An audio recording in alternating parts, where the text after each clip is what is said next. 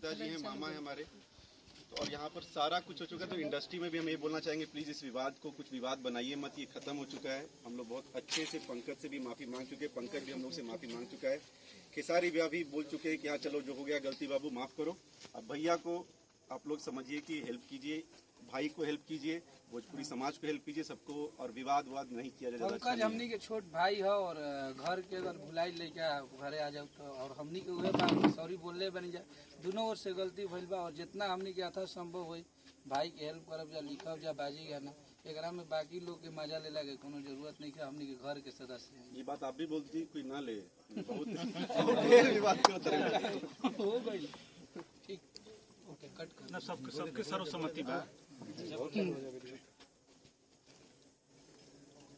दोनों परिवार की गलतफहमी के चलते ये विवाद भइल हटे।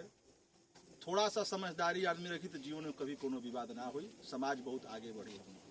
कलाकार समाज ये लोग के खूब आगे बढ़े, लोग बिहार के नाम रोशन करे। और भोजपुरी के कोई जात पात नहीं है। कलाकार का कोई जात नहीं होता है। कलाकार पानी की तरह होखेला, जौना बर्तन में रखा वो आकार के हो जाए। सब लोग के अनुरोध बा, सबसे अनुरोध बा, जितना भी सबको देखा था कि ये पे कोई कंट्रोवर्सी ना करे और कोई भी किसी के विवाद में टीका टिप्पणी से बचे। और ये बेचारा बहुत अच्छा लड़का है और आगे ये इन्होंने वादा किया है। और हमारे विवेक जी हैं जो आए हैं मुंबई से चल के, हम ननिहाल आए, कोई दिक्कत नहीं है, ननिहाल में है, हमको पेड़ा खाता नहीं है, दिक्कत नहीं कोनो। इन्होंने बोला भी है कि इस पंकज के लिए ये नाम करेंगे, काम करेंगे।